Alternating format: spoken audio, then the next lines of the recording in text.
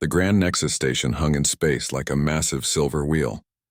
It was bigger than most moons and brighter than many stars. Ships from across the galaxy docked at its countless ports every day. Today was special, though.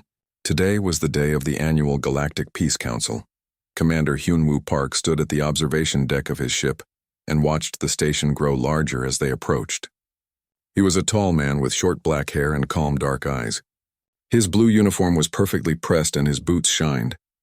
He looked like any other military officer, but there was something different about the way he carried himself.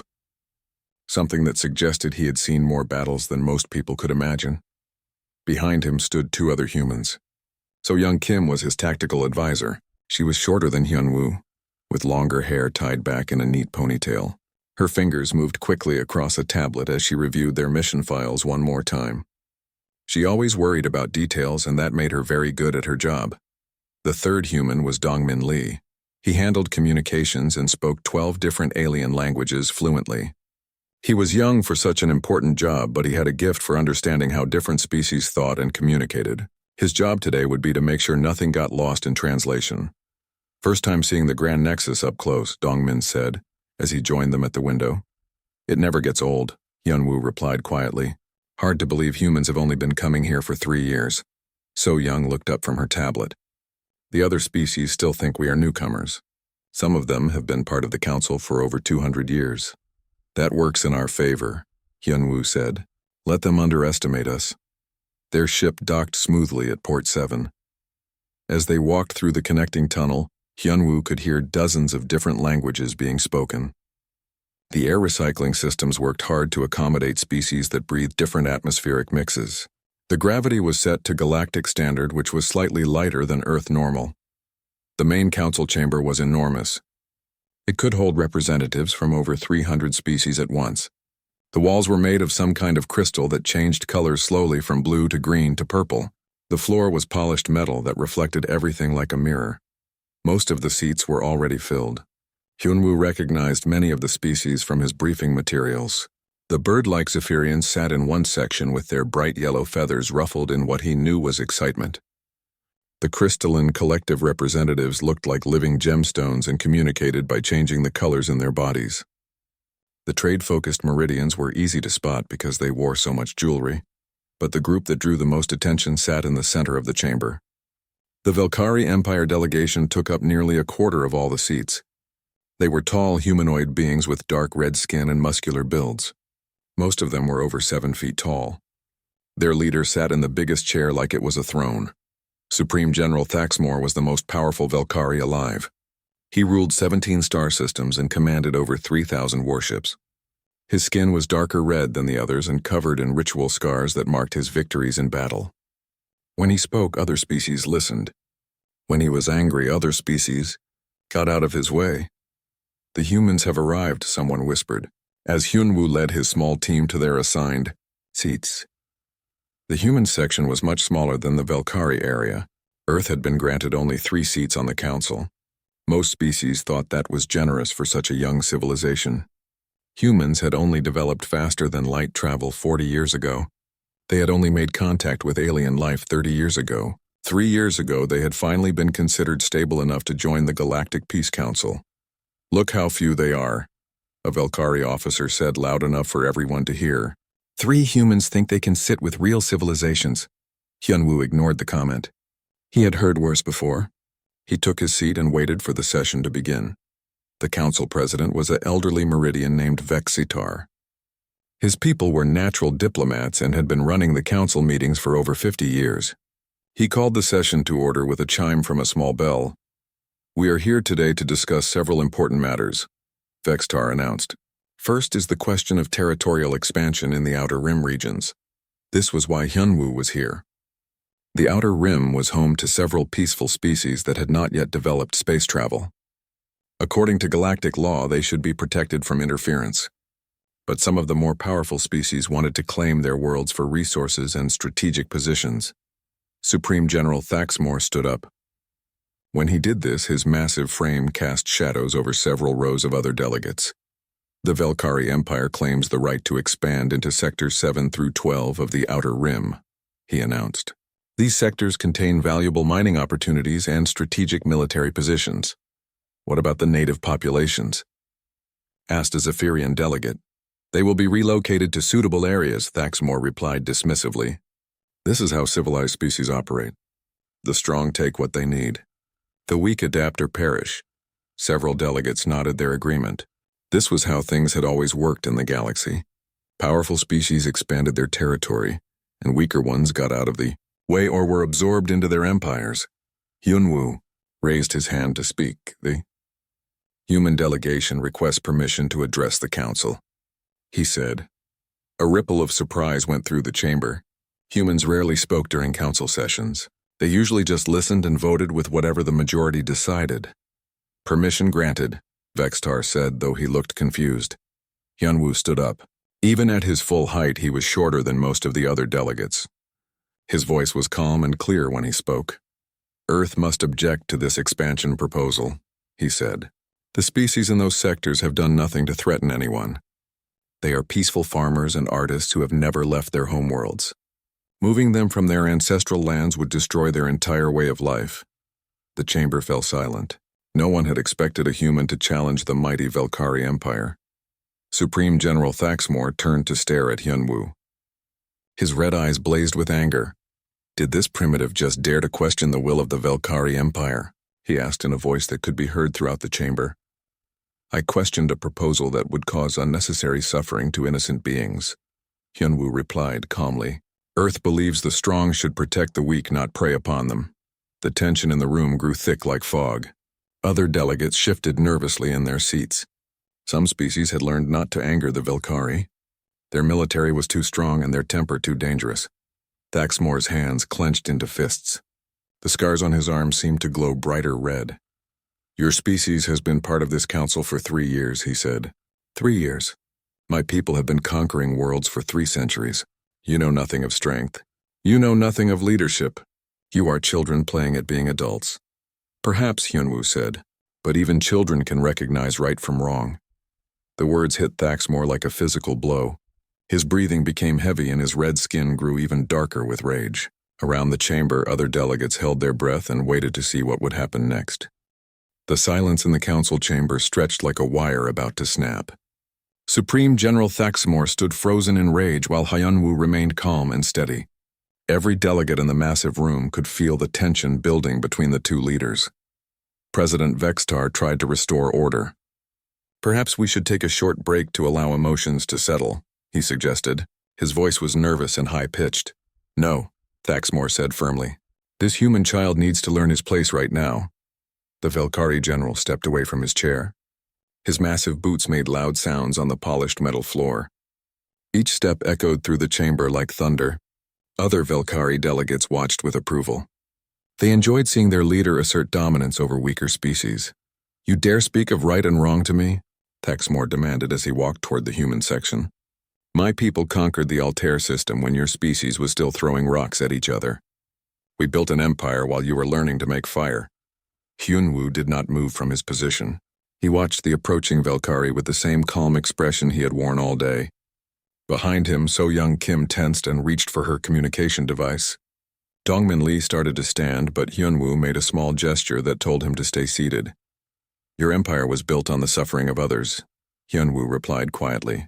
That is not something to be proud of. The words hit Thaxmore like fuel on a fire. His red skin darkened to almost black with fury. The ritual scars on his arms and face seemed to pulse with their own light. Suffering builds strength, he growled. Weakness breeds more weakness. This is why your species will never amount to anything in this galaxy. Around the chamber, other delegates watched in fascination and horror. Most had never seen anyone stand up to a Velkari general before. The few species that had tried in the past were now part of the Velkari Empire, whether they wanted to be or not. The Zephyrian delegates ruffled their bright feathers nervously. The crystalline collective representatives turned pale blue, which was their color for fear. Even the normally confident Meridian traders looked worried about what might happen next. Thaxmore reached the human section and towered over Hyunwoo. At over 7 feet tall, the Velkari general cast a shadow over all 3 human delegates. His presence was meant to intimidate and overwhelm. Look at you, he said with disgust. Small and weak and soft. Your people have never known real struggle. You have never conquered anything worth having. You are parasites hoping to feed off the achievements of superior races. We prefer cooperation to conquest, Hyunwoo said without backing down. We believe in building things together rather than taking them by force. Cooperation? Thaxmore spat. The word of cowards who are too weak to take what they want. The general raised his massive hand high above his head. Every delegate in the chamber could see what was about to happen. Security guards started moving, but they were too far away to intervene in time. Let me teach you about real power, Thaxmore snarled. His hand came down like a hammer. The slap connected with Hyunwoo's face with a sound like breaking wood. The impact was so powerful it could be heard in every corner of the massive chamber. The human commander staggered sideways and had to grab his chair to keep from falling. The sound echoed and died. Then there was absolute silence. Hyunwoo slowly straightened up. A bright red handprint was visible on his left cheek, where the Valkyri's massive palm had struck him. A thin line of blood ran from the corner of his mouth, but his eyes remained calm and steady. In Valkyrie culture, such a public slap was the ultimate insult. It was meant to strip away all dignity and honor from the victim. It declared them unworthy of basic respect. Most beings who received such treatment would flee in shame or cower in fear. Hyunwoo did neither. He reached up and touched the red mark on his cheek. His fingers came away with a small amount of blood. He looked at it for a moment, then wiped it on his uniform. "Is that all?" he asked quietly. The question sent shock waves through the chamber. No one had ever responded to a Valkyrie humiliation ritual with such calm indifference. Thaxmore himself looked stunned. He had expected tears or anger, or at least some sign that his dominance had been established. Instead, the human was looking at him with what appeared to be pity. "You have just made a very serious mistake," Hyunwoo said in the same quiet voice he had used all day. "That slap was not just against me. It was against Earth. It was against humanity. And my people do not forgive attacks on their representatives." "Your people?" Thaxmore laughed harshly. "What will your pathetic little species do? Send angry messages? File diplomatic protests? Your entire military could not defeat a single Valkyrie battle group." Hyunwoo smiled for the first time since entering the chamber. It was not a pleasant smile. "You are about to find out exactly what humans do when we are attacked," he said. "But first let me make something very clear to everyone in this chamber." He turned to address the full council. His voice carried easily through the vast room. "What you have just witnessed is an act of war. According to Earth's military code, any unprovoked attack on a diplomatic representative constitutes a declaration of hostilities. Supreme General Thaxmore has just declared war on the human species." Nervous murmurs swept through the chamber. Most species had provisions in their laws about protecting diplomats, but few had ever actually invoked those protections against someone as powerful as the Valkyrie Empire. "War?" Thaxmore laughed again. "Your entire species has fewer than 200 ships. I command over 3,000 vessels and the loyalty of 17 star systems. This will not be a war. It will be an extermination." "Perhaps," Hyunwoo agreed. "But before your extermination begins, I should probably mention something important." He walked calmly to the chamber's main communication console. Every eye in the room followed him. Security guards started moving again, but he ignored them completely. "Computer," he said clearly. "Open emergency channel to Earth Defense Command. Authorization code Omega 77. The massive display screen above the chamber flickered to life. Instead of showing a normal diplomatic frequency, it displayed the insignia of Earth's Strategic Command Center. Below the symbol were the words, "Priority Alpha, Direct Command Access." A collective gasp went up from the assembled delegates. Priority Alpha channels were reserved for only the highest-ranking military officials. Most species assumed humans did not even have such protocols. The face that appeared on the screen was that of an older human man with gray hair and hard eyes. He wore a uniform with more ribbons and decorations than anyone in the chamber had ever seen on a human before. "Admiral Chang-Ho Lim speaking," the man said crisply. "Report your status, Commander Park." Commander Park. Not just Commander Park, but someone who had direct access to Earth's top military leadership. The delegates looked at Hyunwoo with new understanding and growing fear. "Admiral," Hyunwoo said formally, "Article 7 has been invoked.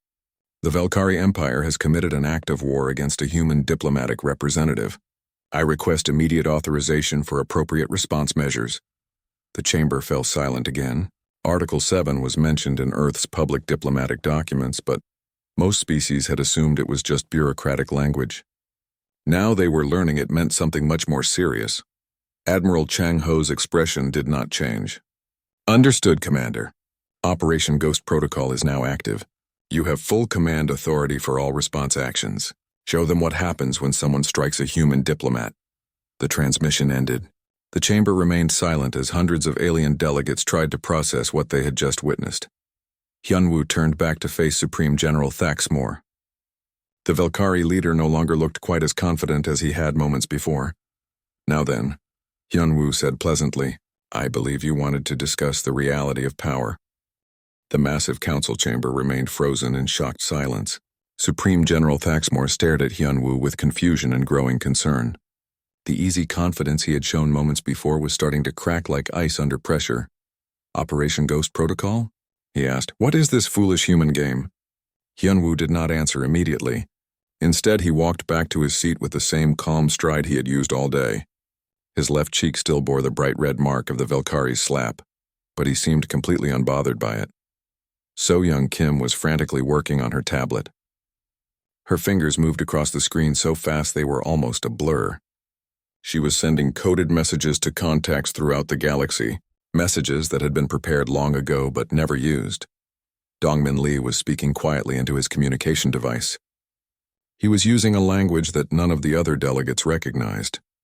It was Old Korean mixed with technical terms that had been developed specifically for military operations.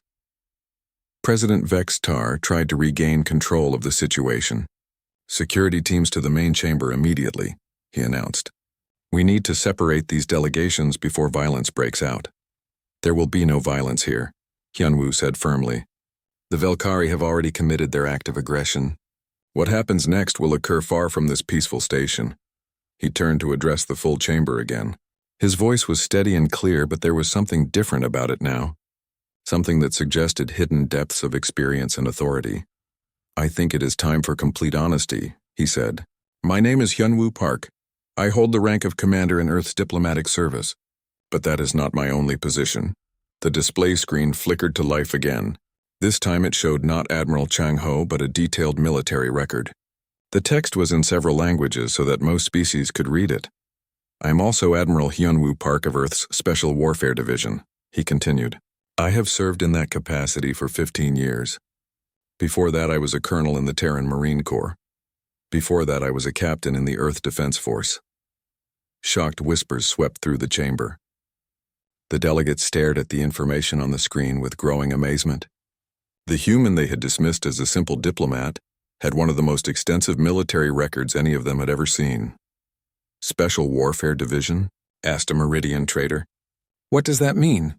It means, Hyunwoo replied, that I specialize in unconventional military operations, planning, strategy, intelligence gathering, and when necessary, the complete destruction of enemy forces. Supreme General Thaxmore laughed, but the sound was forced and hollow. Impressive titles for someone from such a weak species. How many wars has Earth actually fought? How many victories can you claim? More than you might think, Hyunwoo said quietly. The display screen changed again.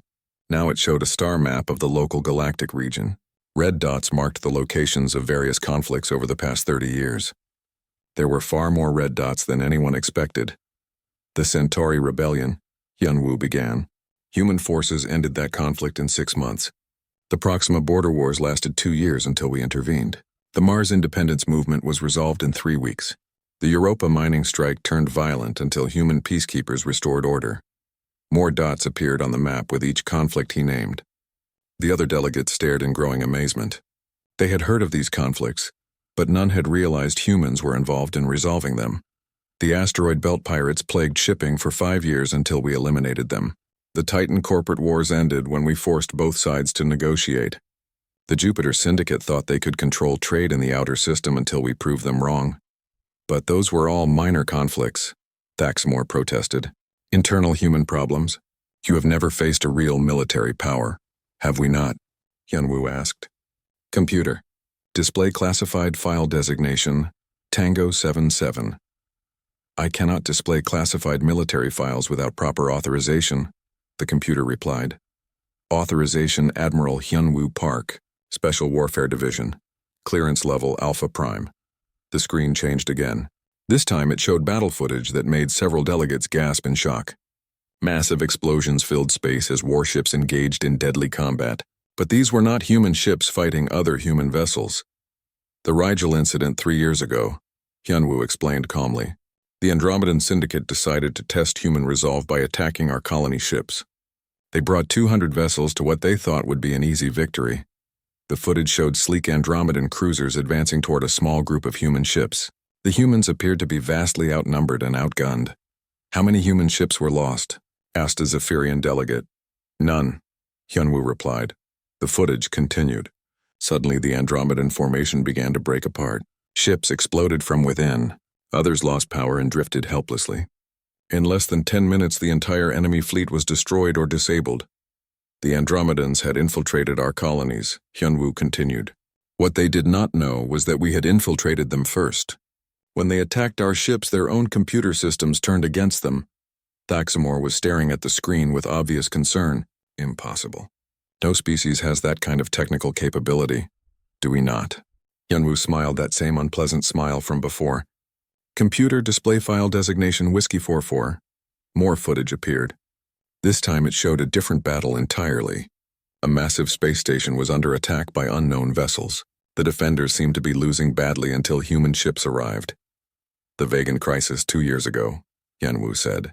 Pirates had taken control of the main trading hub and were holding 50,000 civilians hostage.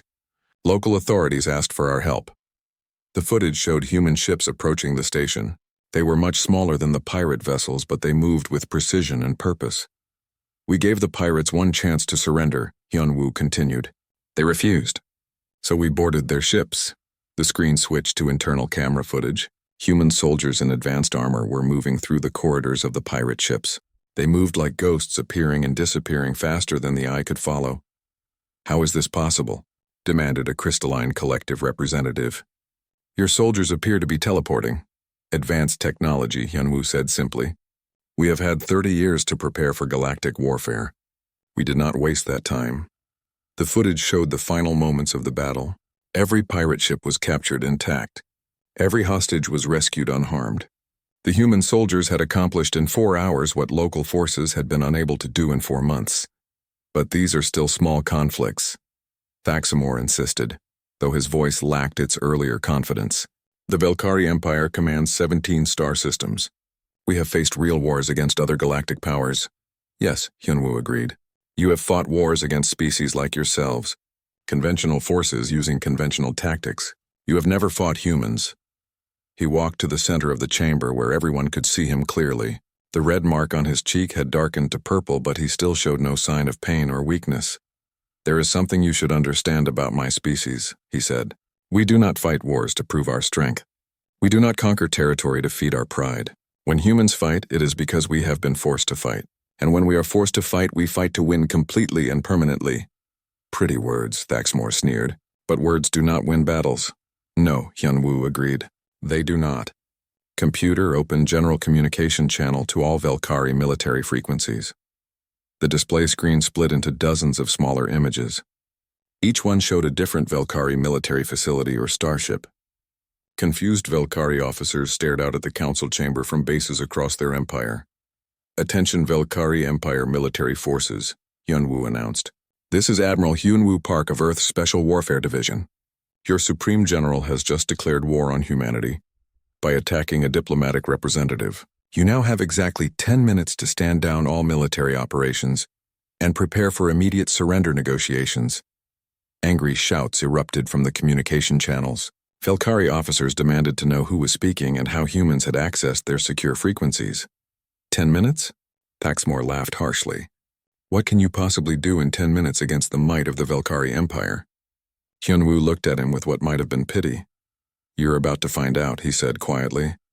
The 10 minutes that followed felt like the longest 10 minutes in galactic history. Throughout the council chamber, delegates sat in stunned silence as they watched dozens of communication screens showing Velkari military installations across their empire. Supreme General Thaxamore stood frozen in the center of the chamber. His earlier confidence had completely vanished. The ritual scars on his dark red skin seemed to have lost their glow. For the first time in his long military career, he was facing an opponent he did not understand. "This is impossible," he muttered.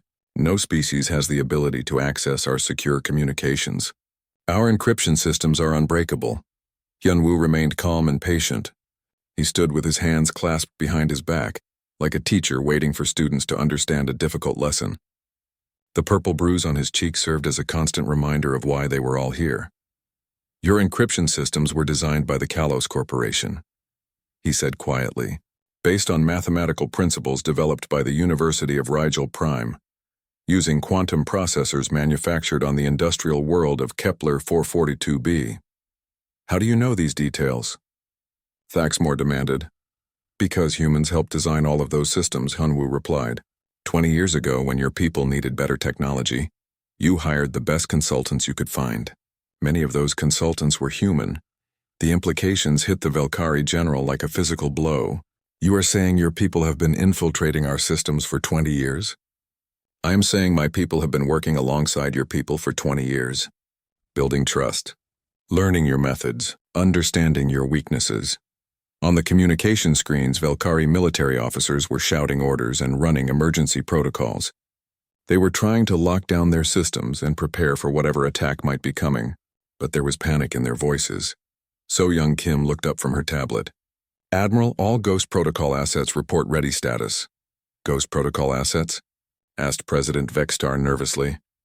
"Human operatives who have been living and working within Velkari society," Hyunwoo explained. "Engineers, technicians, communication specialists, maintenance workers. People in positions that most military commanders never think about." A Zephyrian delegate ruffled his bright feathers in agitation. "You mean there are human spies throughout the Velkari Empire?" "Not spies," Hyunwoo corrected. "Citizens. Legal residents who applied for immigration visas decades ago, who learned Velkari languages and customs, who married into Velkari families and raised Velkari children, who became valued members of Velkari communities." The revelation sent shockwaves through the chamber. Several species had immigration agreements with each other, but none had imagined the strategic implications of long-term population exchanges. "How many?" Thaxmore asked in a voice barely above a whisper. "Enough," Hyunwoo replied simply. On one of the communication screens, a Velkari admiral was shouting orders to his bridge crew. "Lock down all external access ports. Activate emergency security protocols. Prepare all weapon systems for immediate action." But even as he spoke, several of his officers were working at their stations with suspicious efficiency. Their hands moved across control panels in ways that suggested they were doing more than just following orders.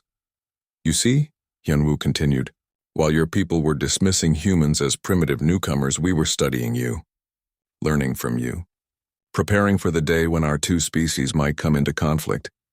"This is treachery," Thaxmore snarled. "Deception on a galactic scale." "This is survival," Hyunwoo replied calmly. "My people learned long ago that the best way to win a war is to avoid fighting it at all. But when fighting becomes unavoidable, the second best way is to win so quickly and completely that the enemy never has a chance to hurt innocent people." Dongmin. Lee was still speaking quietly into his communication device. He was coordinating with human operatives across the galaxy using languages and codes that even the most advanced translation systems could not decipher. 5 minutes remaining, he announced. The crystalline collective representative had turned a pale shade of blue that indicated extreme anxiety. "Perhaps there is still time for negotiation," he suggested hopefully. "Surely this conflict can be resolved through diplomatic means." The time for diplomacy ended when the Supreme General struck a human representative, Hyunwoo said firmly. "That action triggered automatic response protocols that cannot be reversed." "Cannot be reversed?" President Vextar asked in alarm. "Article 7 of Earth's military code is very specific," Hyunwoo explained. "Any unprovoked attack on human diplomatic personnel constitutes an act of war, requiring immediate and overwhelming retaliation. This protocol exists to ensure that no one ever considers such attacks acceptable." On the communication screens, more Velkari officers were reporting strange problems. Computer systems were running slower than normal. Communications were experiencing random delays.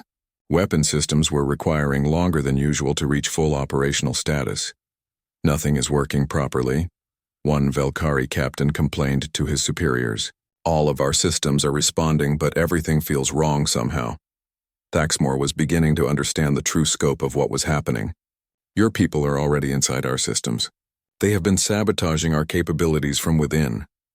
Sabotage is such an ugly word, Hyunwoo said mildly. I prefer to think of it as advanced preparation. For 20 years, human engineers have been helping to build and maintain Velkari technology. They know exactly how every system works because they helped design many of those systems. A Meridian trade representative spoke up nervously. What about civilian populations? Surely you do not intend to harm innocent Velkari citizens. Human military doctrine is very clear on this point. Hyunwoo replied. Civilians are never legitimate military targets. Our operations will focus entirely on military assets and infrastructure. But how can you possibly coordinate an attack across 17 star systems simultaneously? Asked a Zephyrian delegate. The distances involved make real-time communication impossible. Real-time communication is not necessary when your operatives have been in position for decades, Hyunwoo explained. They know their assignments. They know their timing. They have been waiting for this moment since the day they first set foot on Velkari worlds. 2 minutes remaining, Dongmin announced. Supreme General Thaxmore was now sweating despite the cool temperature of the council chamber. His massive frame seemed to have shrunk somehow. The proud warrior who had slapped a human diplomat was beginning to realize he had made the worst mistake of his career. There must be something we can do, he said desperately, some way to prevent this conflict from escalating. You could surrender immediately and unconditionally, Hyunwoo suggested. Order all Velkari military forces to stand down and prepare for occupation by human peacekeeping forces. Never, Thaxmore snarled, though his voice lacked conviction. The Velkari Empire does not surrender to primitives. Then you have chosen the hard path, Hyunwoo said sadly. I am genuinely sorry that it has come to this. Your people are not evil. Most of them are simply following the orders of leaders who do not understand the true nature of power. 1 minute remaining, Dongmin announced. The council chamber had become absolutely silent except for the voices coming from the communication screens. Velkari military personnel across their empire were reporting system malfunctions, communication difficulties, and equipment failures. 30 seconds, Dongmin said quietly. Thaxmore looked around the chamber desperately. Every alien delegate was staring at him with expressions ranging from fear to pity. He was the leader of the most powerful military empire in the galaxy, but he felt completely helpless. 10 seconds, Dongmin announced. 5, 4, 3, 2, 1, 0. Hyunwoo looked directly at Supreme General Thaxmore. It is done, he said simply. For exactly 3 seconds after Hyunwoo spoke those fateful words, nothing seemed to happen. The council chamber remained silent. The communication screen still showed Velkari military installations functioning normally. Supreme General Thaxmore collapsed into his chair as the full reality of defeat washed over him. In less than 2 hours, the most powerful military empire in the galaxy had been completely conquered by a species he had dismissed as primitive newcomers. 7 minutes and 32 seconds. Dongmin Lee announced quietly. That is how long it took to neutralize all Velkari military assets. The council chamber remained in shocked silence. Every delegate was staring at the communication screen showing human forces in control of installations across 17 star systems. How? Thaxmore asked weakly. How did your people achieve this level of infiltration without us knowing? Hyunwoo finally sat down. The purple bruise on his cheek was a reminder of how this entire conflict had started, with one moment of arrogance and violence that had cost an entire empire its freedom. Because you never saw us as equals, he replied sadly. You saw humans as curiosities or useful servants. You never imagined we might have our own agenda.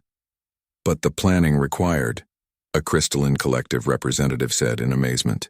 The coordination across such distances, the perfect timing, 20 years of careful preparation, So Young Kim explained.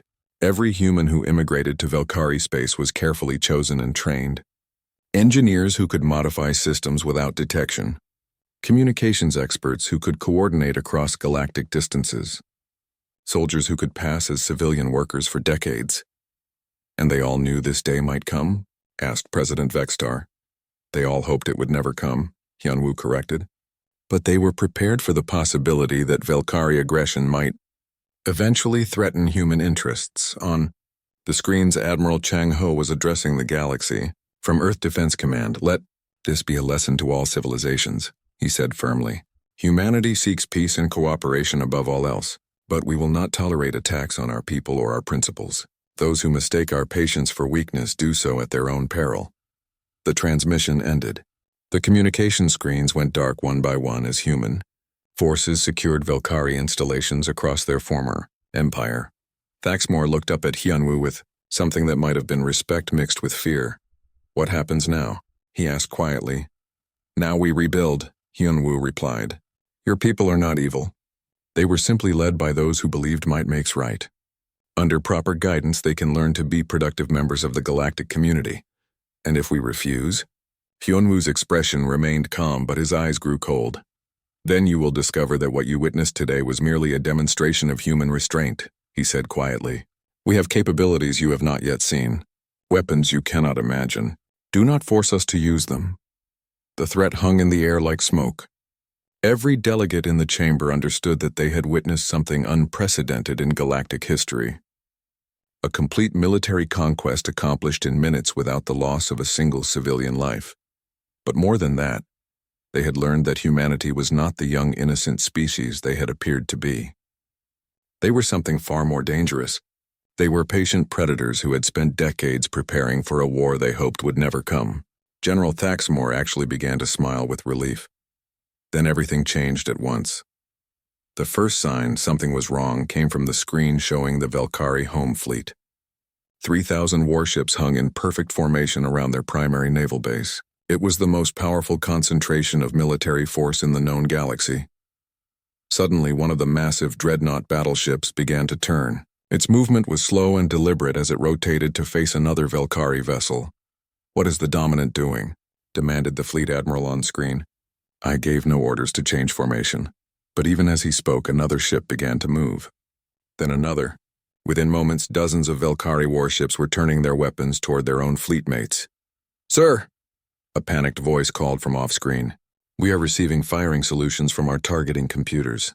They are locking onto friendly vessels.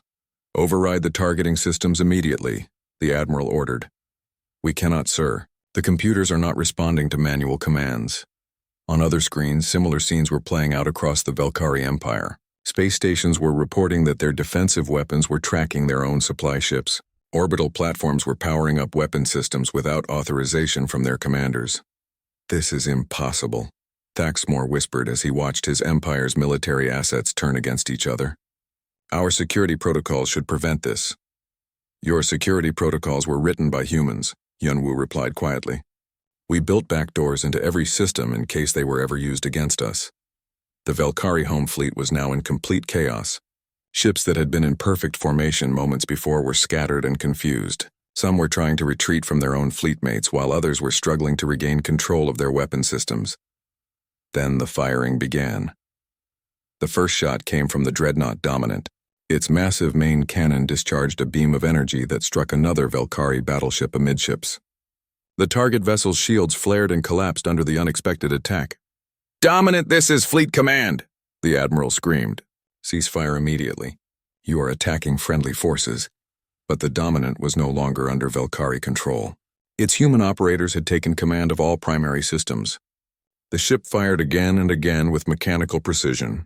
Within minutes, the entire fleet was engaged in a deadly battle against itself. Ships that had served together for decades were now destroying each other with ruthless efficiency. How many of our ships are compromised? Thaxmore asked in growing horror. So young Kim looked up from her tablet. All of them, she said simply. The truth hit the Supreme General like a physical blow. Every Velkari military vessel had human technicians aboard. Engineers who had been working on their systems for years. Communication specialists who understood their command protocols. Computer experts who knew every line of code in their operating systems. 20 years of preparation, Hyunwoo explained as they watched the Velkari fleet tear itself apart.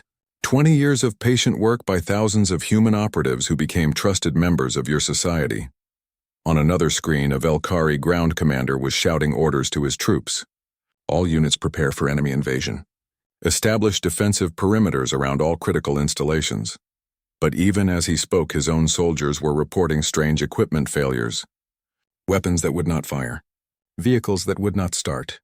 Communication systems that only worked intermittently. "Sir," a desperate voice called. "The armory doors are sealed. We cannot access our heavy weapons. Override the security." "Locks," the commander ordered. "We are trying, sir, but the computers will not accept our authorization." Codes. Similar reports were flooding in from military bases across the empire. Ammunition storage facilities had locked down automatically. Vehicle maintenance bays refused to open. Even basic equipment like portable generators were failing to operate properly. "Your people did not just infiltrate our ships," Thaxmore said with dawning understanding. "They infiltrated everything. For 20 years, human immigrants to Velkari worlds took jobs that your own people considered beneath them," Hyunwoo confirmed. "Maintenance work, technical support, system administration, all the invisible jobs that keep a civilization running." A new screen activated showing Admiral Chang Ho speaking from Earth Defense Command. His expression was grim but determined. "People of the Velkari Empire," he announced. "This is Admiral Chang Ho Lim of Earth Strategic Command. Your military leadership has declared war on humanity by attacking our diplomatic representative. We are now implementing Operation Ghost Protocol." The camera pulled back to show the full command center. Hundreds of human officers were working at stations monitoring the situation across Velkari space. Wall screens showed real-time data from every major Velkari installation. "Your military forces are being neutralized to prevent them from causing harm to innocent civilians," Admiral Chang Ho continued. "This operation will continue until your government agrees to immediate and unconditional surrender." "Surrender?" Thaxmore roared. "The Velkari Empire has never surrendered to anyone." "Then your empire will cease to exist," Hyunwoo said calmly. On the screens, the destruction continued. The mighty Velkari home fleet was now reduced to scattered wreckage and disabled vessels. 3,000 of the most advanced warships ever built had been eliminated without firing a single shot at a human target. But the ground installations were suffering even worse fates. Weapons manufacturing plants were experiencing catastrophic system failures that destroyed entire production lines. Communications arrays were overloading and exploding in showers of sparks. Even civilian infrastructure was beginning to fail as power grids became unstable. "You are destroying our entire civilization," a Velkari planetary governor pleaded from one of the screens. "We are disabling your military capabilities," Admiral Chang Ho corrected. "Civilian facilities will be restored once your government agrees to peace terms." "What terms?" Thaxmore demanded desperately. Hyunwoo turned to face the Supreme General. 6 months had passed since the day Supreme General Thaxmore made the worst mistake in galactic history. The Grand Nexus station looked exactly the same as it had before, but everything else had changed completely. The council chamber was fuller than it had ever been. Word of the 7-Minute War had spread throughout the galaxy, and dozens of species that had never shown interest in galactic politics were now sending representatives. Everyone wanted to understand what humanity was really capable of. Admiral Hyunwoo Park sat in the same chair he had occupied that fateful day. The purple bruise on his cheek had long since faded, but the memory of what it had cost the Velkari Empire would last forever. He wore his diplomatic uniform, but now everyone knew about the military decorations hidden beneath it. The former Velkari territories had been transformed beyond recognition. Where once there had been military bases and weapons factories, there were now schools and hospitals. The forced labor camps that had held conquered populations for decades were empty. Former prisoners were returning to their homeworlds with human escort ships, ensuring their safety. "President." Vextar called the session to order, but his voice carried a new tone of respect when he addressed the human delegation. "The Council recognizes Admiral Park of the Earth Diplomatic Service," he announced formally. Hyunwoo stood and walked to the center of the chamber. Every eye in the room followed him. When he spoke, his voice carried easily through the vast space. 6 months ago, this chamber witnessed an act of violence that changed the course of galactic history, he began.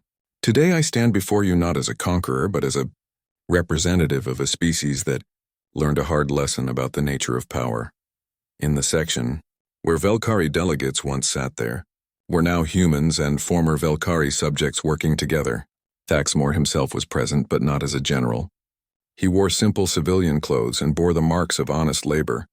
His hands were calloused from construction work on the worlds his empire had once oppressed. The Velkari Empire believed that strength came from the ability to dominate others, Hyunwoo continued. They measured their success by how much they could take and how many they could control. But true strength comes from protecting those who cannot protect themselves. A young Velkari female named Hana stood up from the former Empire section.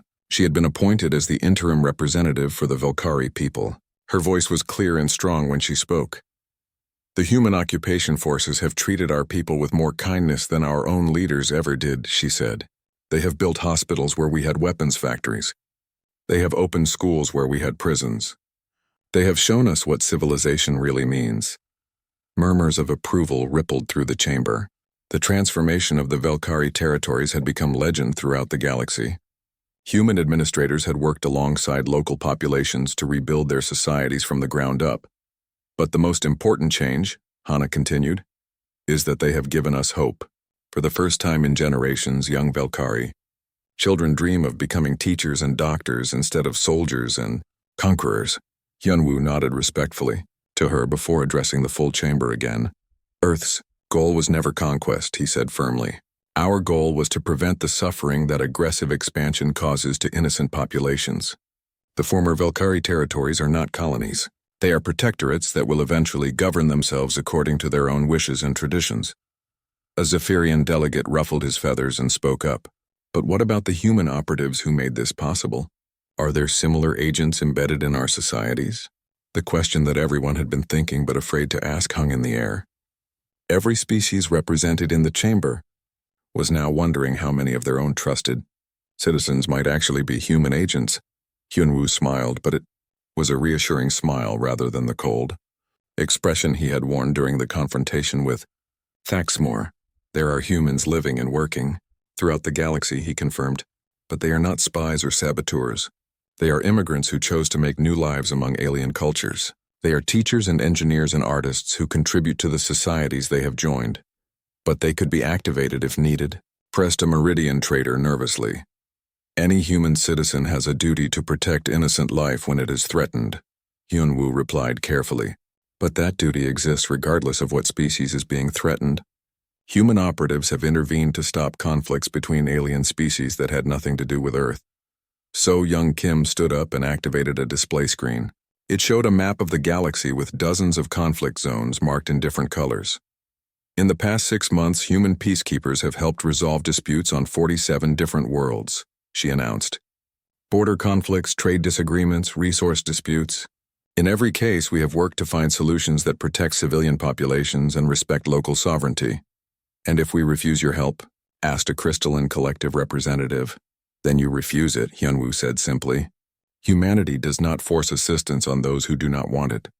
But we also do not ignore attacks on innocent people regardless of what species they belong to. Dongmin Lee activated another screen showing reconstruction efforts throughout the former Velkari territories. Cities were being rebuilt with better infrastructure. Agricultural worlds were producing more food than ever before. Industrial planets were manufacturing medical supplies and educational materials instead of weapons. The choice is simple, Hyunwoo continued. Species can choose cooperation and mutual assistance, or they can choose conflict and domination. But they should understand the consequences of each choice. Former Supreme General Thaxmore stood up slowly. His once proud bearing had been replaced by genuine humility, earned through months of hard labor helping rebuild the worlds his empire had damaged. I speak for all Velkari when I say we choose cooperation, he said in a voice that carried clearly through the chamber. We have learned that true honor comes not from conquest but from service, not from domination but from protection. He looked directly at Hyunwoo with obvious respect and regret. I have spent 6 months working alongside human administrators, he continued. I have seen them risk their own lives to save Velkari civilians during construction accidents. I have watched them work 18-hour days to ensure our children have schools to attend. They have shown more concern for Velkari welfare than Velkari leaders ever did.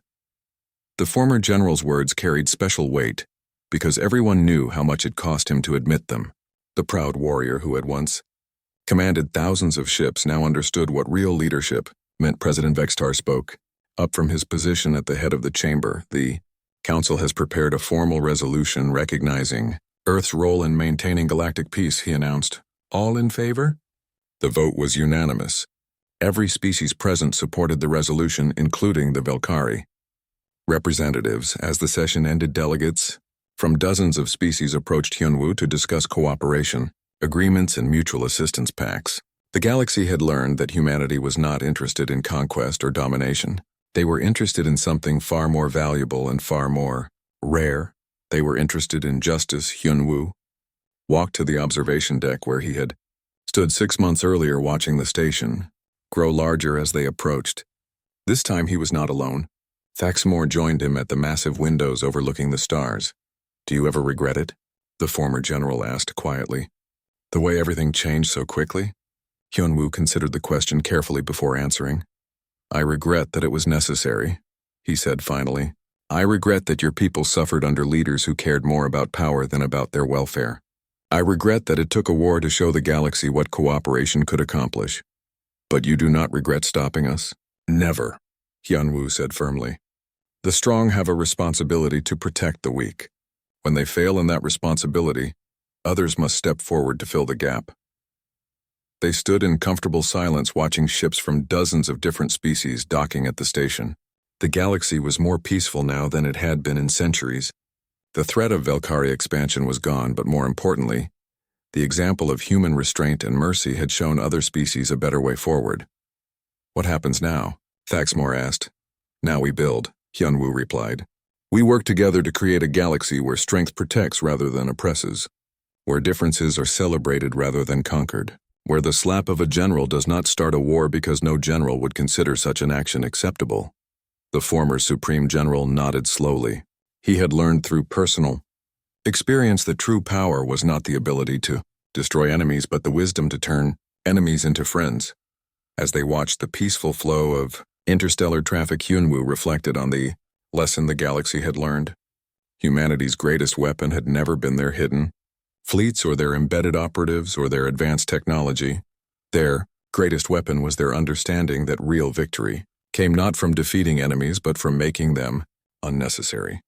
The slap that was meant to humiliate had indeed changed everything, but not in the way anyone had expected.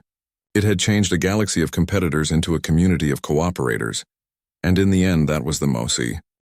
2 years had passed since the 7-minute war changed everything. The Grand Nexus station had expanded twice to accommodate the flood of new species wanting to join the Galactic Peace Council. What had once been a gathering of a few hundred civilizations was now home to over 1,000 different species.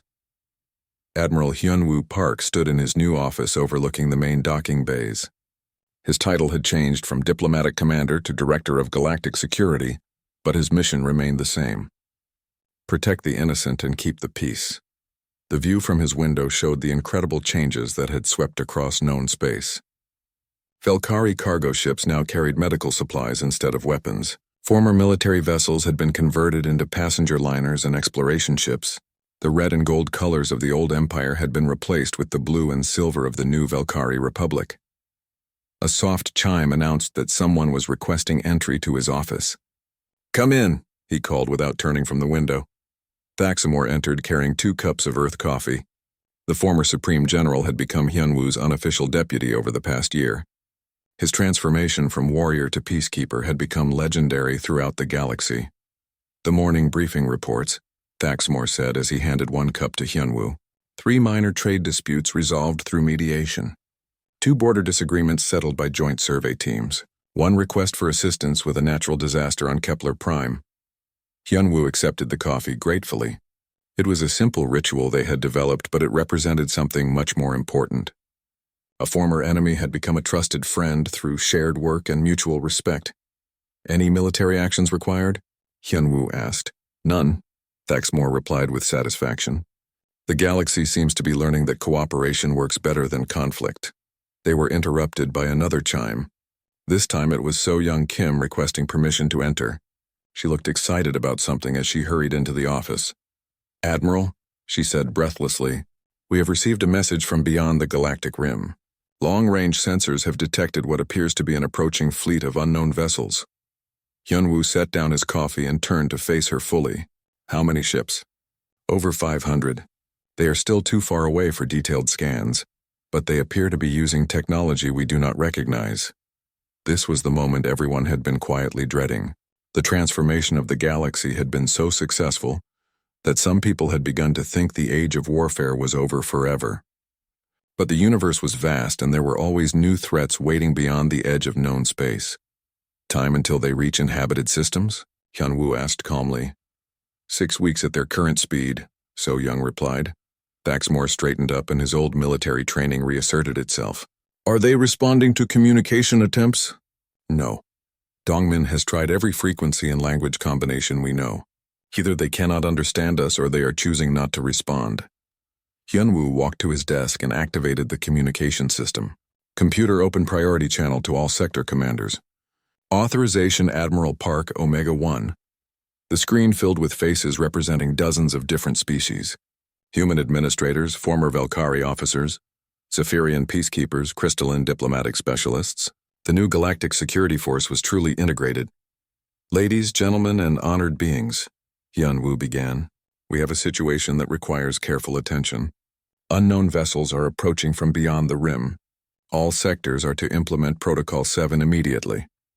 Protocol 7 was the emergency response plan they had developed for exactly this type of situation. It called for defensive preparations without aggressive action. The goal was always to achieve peaceful contact if possible. Sir, called Colonel Jinho Wang from the former Velkari homeworld, should we begin mobilizing the reserve fleets? Negative, Hyunwoo replied firmly. We will not repeat the mistakes of the past. Large military formations tend to make first contact situations more dangerous rather than safer. Instead, they would use the approach that had proven successful throughout the transformed galaxy. Small diplomatic teams with advanced communication equipment, medical supplies and technical assistance ready to offer as gifts. Most importantly, a genuine desire to understand rather than to dominate. Over the following weeks, the approaching fleet continued its steady advance toward inhabited space. Long-range scans gradually revealed more details about the mysterious vessels. They were enormous ships, much larger than anything in the current galactic database. But they showed no signs of weapon systems or military formations. They looked like colony ships, Dongmin reported during one of the daily briefings. Massive cargo holds, living quarters for thousands of beings, industrial fabrication equipment. These are not warships. Refugees, perhaps, suggested Hana, the young Velkari representative who had become an important voice in galactic affairs. From what? Thaxmore wondered aloud. What could force an entire civilization to abandon their homeworld and travel across the galactic void? The answer came 3 weeks later when the lead ships finally entered communication range. Dongmin was the first to successfully establish contact with the approaching fleet. Admiral, he announced excitedly, I am receiving a response. They are using an extremely old form of mathematical communication, basic arithmetic and geometric patterns. Can you understand them? Hyunwoo asked, working on it. The patterns are simple, but the underlying message is complex. They are trying to tell us something important. Hours of careful work finally decoded the message. When Dongmin read it aloud, the entire command center fell silent. We are the Korath. Our star died. We seek new home. We bring knowledge and gratitude. Please help us. The revelation changed everything. These were not invaders or conquerors. They were survivors of a cosmic disaster seeking refuge in a galaxy they knew nothing about. How many people are we talking about? So Young asked as she analyzed the fleet composition data. Approximately 2 million individuals, she reported after checking her calculations. An entire civilization packed into 500 ships.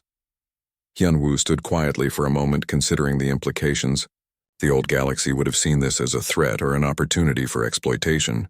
The new galaxy had a chance to show what it had learned about compassion and cooperation. Open a channel to the Galactic Council, he ordered. Emergency session in 4 hours. We have some important decisions to make. The emergency session was unlike any meeting in the Council's history. Instead of debating territorial claims or trade agreements, they were discussing how to welcome an entire refugee civilization. They will need worlds to settle, observed President Vextar. Food supplies for millions of people. Medical care for those who may be sick from the long journey. The former Velkari military worlds, suggested Hana. Many of them were depopulated when we closed the forced labor camps. They have good soil and clean water, perfect for new colonies. And we have the ships to help with the relocation, added a human transport coordinator. The old Velkari fleet has been converted for peaceful purposes. We can use them to distribute the refugees across suitable worlds. For 6 hours, the council worked out the details of what would become known as the Great Welcome. Food production worlds would increase their output. Medical ships would be positioned along the approach route. Construction teams would begin preparing temporary housing on a dozen different planets. But the most important decision was about the approach itself. Instead of meeting the refugee fleet with military vessels, they would send a combined diplomatic mission. Representatives from every major species working together to welcome the newcomers. Hyunwoo would lead the mission aboard a specially modified ship. His crew would include Thaximor as security advisor, So Young as technical specialist, and Dongmin as communications expert. But they would also carry representatives from 24 other species. "Are you sure about this?" Thaximor asked as they prepared to depart. "We know almost nothing about these Korath people. They could be dangerous despite their claims of peaceful intent." "They could be," Hyunwoo agreed. "But if we approach them with suspicion and fear, we will create the very conflict we are trying to avoid. Sometimes you have to take risks for peace." The meeting took place in empty space between star systems. The human diplomatic ship was tiny compared to the massive Korath vessels, but it carried something more valuable than weapons or armor.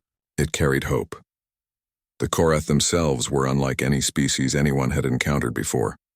They were tall and thin with pale blue skin and large eyes that seemed to hold the weight of cosmic tragedy. Their leader spoke through a translation device in a voice filled with exhaustion and gratitude. "We have traveled for 7 years," she explained. "Our star became unstable and began to expand. We had only months to evacuate our entire civilization. These ships are all that remain of a world that existed for 10,000 years. You are welcome here," Hyunwoo replied simply. "The galaxy has learned that strength comes from helping each other rather than fighting each other. We will find you homes and help you rebuild your civilization." The Korath leader's large eyes filled with tears that sparkled like stars in the ship's lighting. "We had hoped for tolerance," she whispered. "We never dared to hope for kindness. Then you will find this galaxy full,